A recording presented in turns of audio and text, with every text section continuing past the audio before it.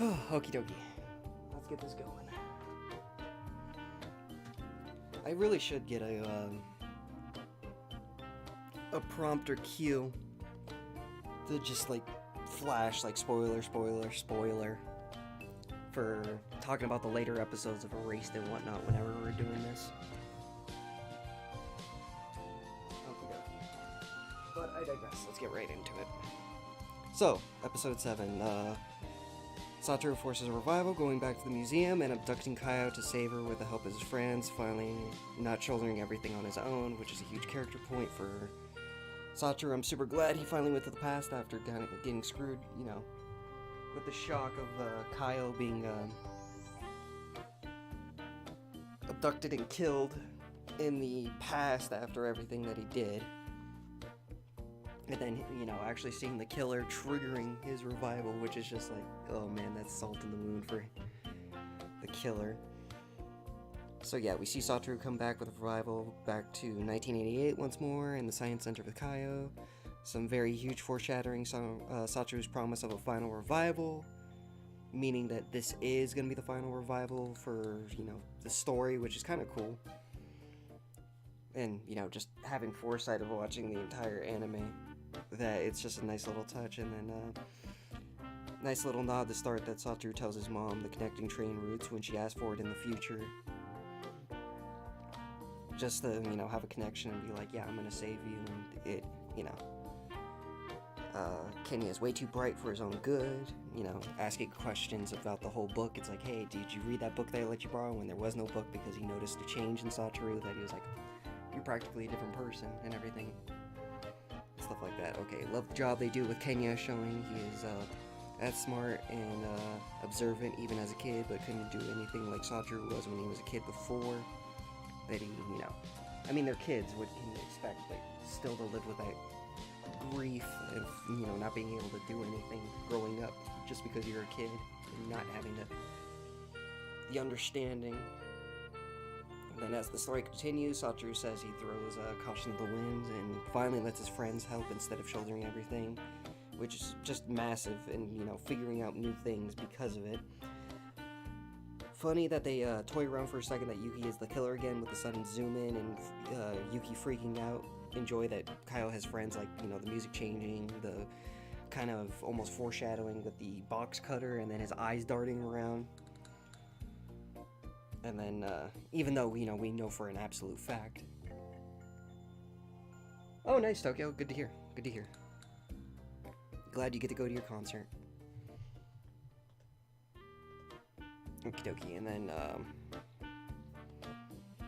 Satoru, you know, even goes out of his way during his birthday party to, give Yuki and his father alibis as well, as he protects Kaio, which is just phenomenal. Which was... Okay, so this is really cool. They don't really, like, specify it. Okay. Hit the same button twice. They don't really specify it in the anime. I mean, they show it on the listing. For the suspects and stuff like that. For, what is it called? In the present, that Yuki's father was also, a suspect. And it kind of goes into more depth in the manga, that he could have been the killer or anything like that. You know, they toy around with it. But, yeah, like, in the anime, they kind of just don't go over that, and they're just like, well, let's give them both an alibi since, you know, everything else. And then, yeah, I digress.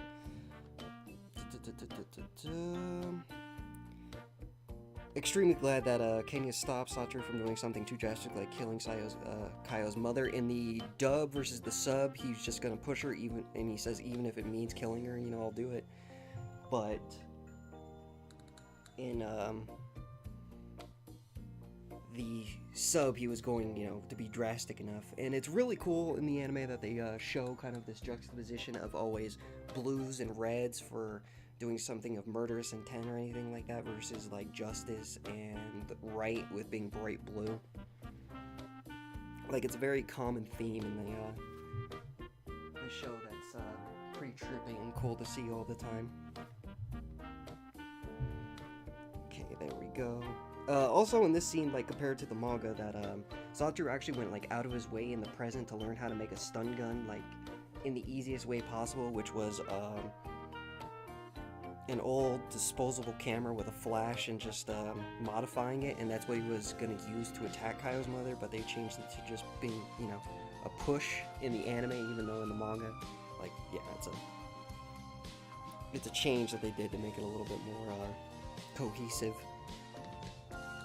And then it's getting to the point where that Satoru's friends are keeping him grounded to the present instead of like going all out and doing something that he'll regret for the rest of his life, or even getting sent to jail himself. And then smart to have a secret knock and make the bus look the same from the outside when they finally abduct Kaio from her mother, since it was the only thing they could think of. And then, you know, to keep it conspicuous, since the bus belonged to another school.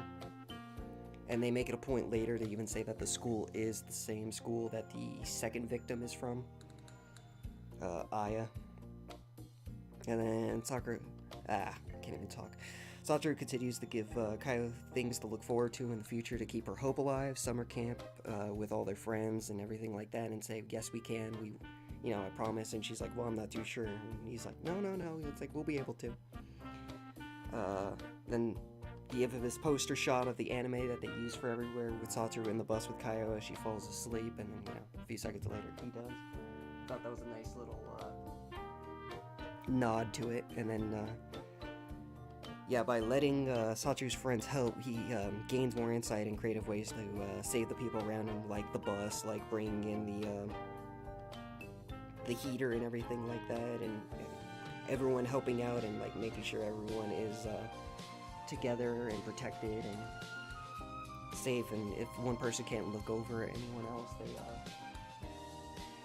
go out of their way to make sure someone's always with Kaio or any of the victims. And now, in the future, they're going to be doing the same with Aya. And then cliffhanger ending with this episode, with the unknown adult coming into the bus in the middle of the night. And then what's funny, which I thought was hilarious, was Yuki actually cusses in the dub and not the sub. And Satoru even makes a point, like, wow, that's the closest I've ever heard him, almost. And then in the dub,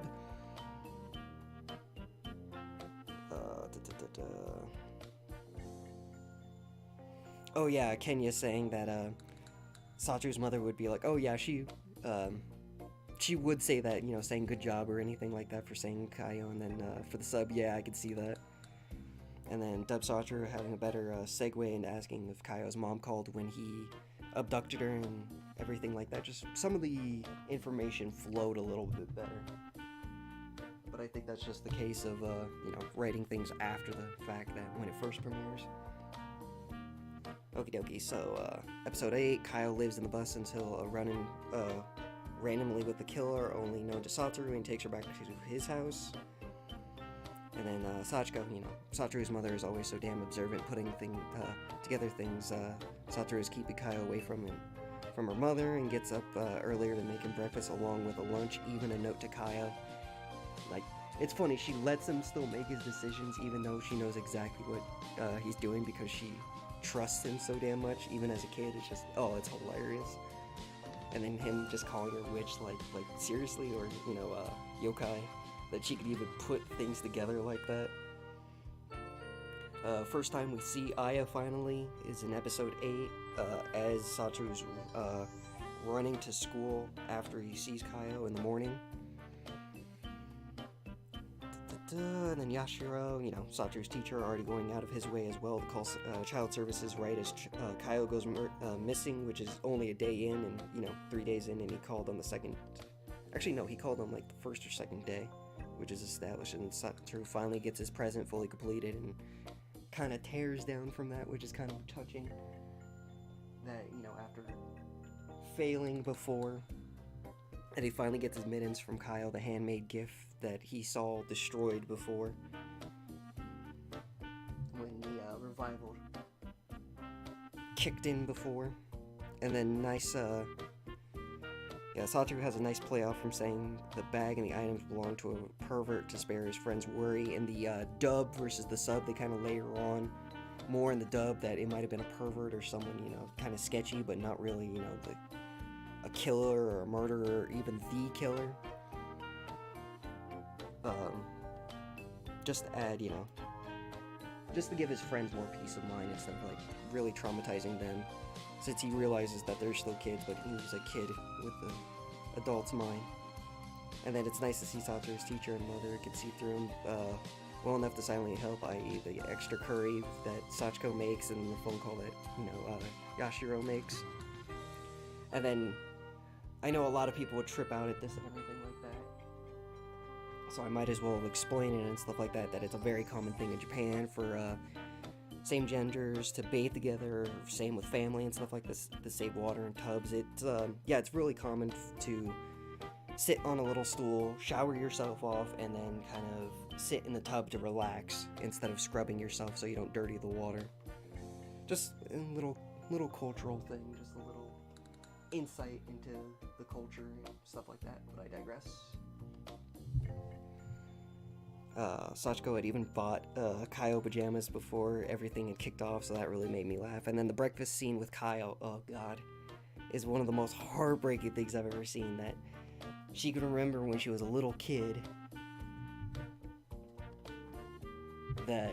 of getting her breakfast and stuff like that when her mom used to care about her, and it getting reduced down to like a cup of noodles and then just a piece of bread and then some change, like that she hadn't had a breakfast, that literally the sight of someone else caring for her just made her break down and cry. It's just like, oh god.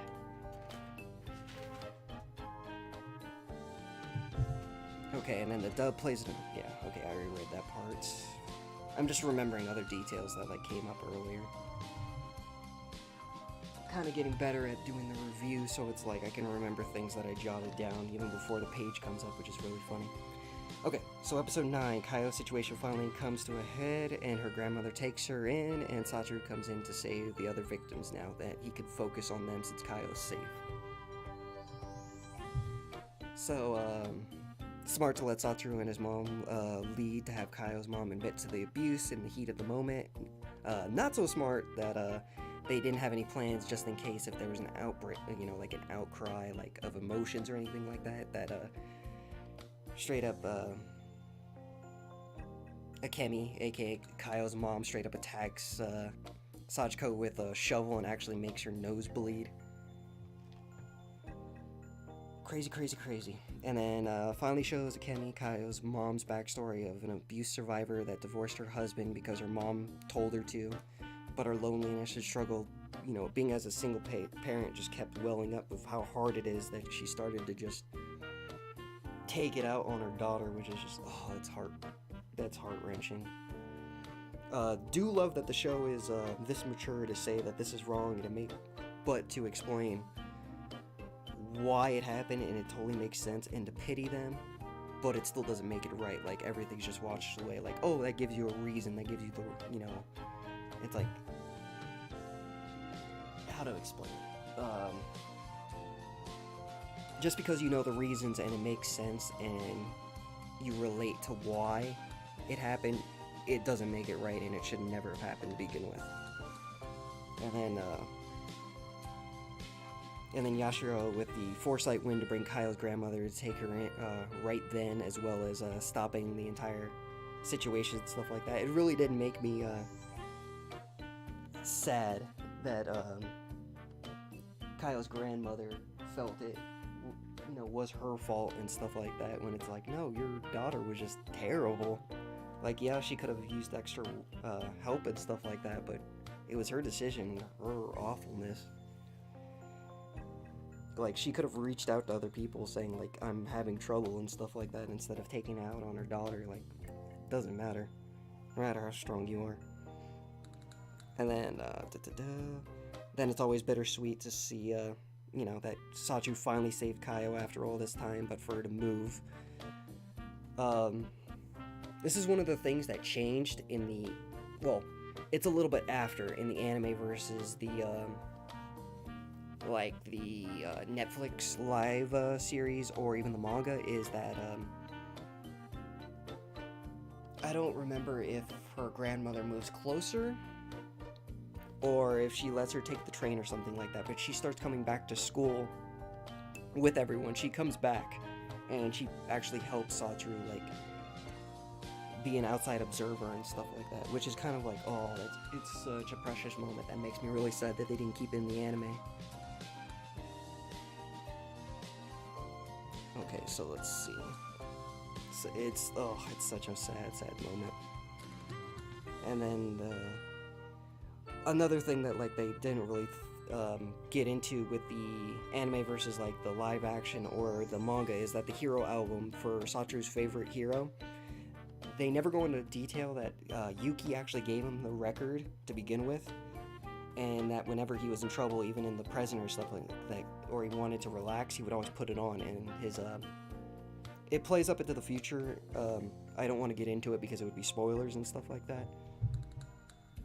You know, a little bit hush hush for the last little part, but I'll get into it when it comes up. But it plays a much more significant role than what it shows. Okay, but let's move on. And then it's funny that the show actually plays with the previous knowledge of what the anime is about, as well as luring kids with candy to abduct, you know, like little kids and, you know, whatnot, to make you question everything and everyone, including Yashiro, with, you know, all the candy in the glove box, and, like, it almost being menacing that he's like, now you know my secret. It's like, oh god. And then Satoru finally tells his friends about the killer when they come back to the bus and it's ransacked, and the murder items, quote unquote, are taken along with a few extra steps to even cover the tread of the killer's boots as he walked up. And then even in the past, Irie's words from now coming from his friends reinforces all their friendships together. You know, his past experiences with Irie, and then, you know, including that. One of the things that really does make me sad for the anime versus the manga and the live action is that there was actually a much bigger lead up to Satoru going way back in the past or anything like that. That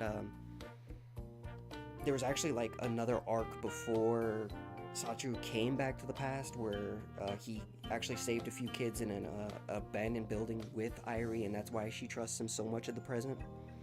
That she had seen that he went to so many steps and got himself hurt a few times, that it was reinforced, and also makes it sadder that Satoru's doing all this, and he knows for a fact that if he changes this, he'll never have met Irie or anything like that, thus, you know, giving up their friendship. And then last part, the sub kind of trivializes what Sachiko says in the dub about abuse. The dub says that you used to feel that kind of love toward your daughter, and then what I didn't like was in the dub, she still says, it's like, well, she's still your everything. It's like, well, it's kind of true, but it's like, you let your own selfish desires get in the way of taking care of your daughter instead of being a parent and doing what's best for them instead of what's best for you. Okie dokie. So that's it. I'm actually getting better at these, but it's not taking me as long every single time we do an anime review. It's always that first episode that's probably going to be like an hour, and then every single review every single 2 weeks is going to be like a half an hour, but I'm getting my times. Okie dokie. But we did it. So, very last part and stuff like that. We're doing the last of the anime. That is episodes 9 through 12 now. That's the end of the show. We'll talk about the full summary. I'll go into full spoilers because there is some more information that happens in the live action and the manga, as well as little changes and stuff like that. We finally figure out who the killer is, and crazy shit does go off. And just to warn you, some people find the ending of the anime a little bit controversial if you haven't already watched it. It's a little bit understanding because it's kind of a quick wrap-up, and some people don't like the way it goes, but I could at least say, like, well, if you want a better ending, you could always read the last like, what was it, like 3 chapters of the manga, or you can watch the live action, because the live action does the manga ending, if it's not a little bit sped up. But other than that, yeah, we are done. So everyone, take care, farewell, get some more anime in, and then like I said before we even started doing the anime review, was the next listing for the next shows are up on Discord, that we could actually vote during this last session of the anime thing. But here, I can at least read it off in the anime that I can tell you what the next thing is. So I did basically romance anime. And the three choices are guy has no clue, girl loves him, comedy ensues, new friends trying to get with each other's best friends, and then the last one is new oddball couple navigates young love. And as before, because I don't want to get like too out of my depth, all of these animes I have watched already. These are going to be a longer series. Each of them are about 24 episodes instead of the 12 like this one. So we'll just see how it goes, and if people kind of fizzle out on it and whatnot, we could always switch early. But I digress. Everyone take care, farewell, and I will be seeing you around. Bye-bye.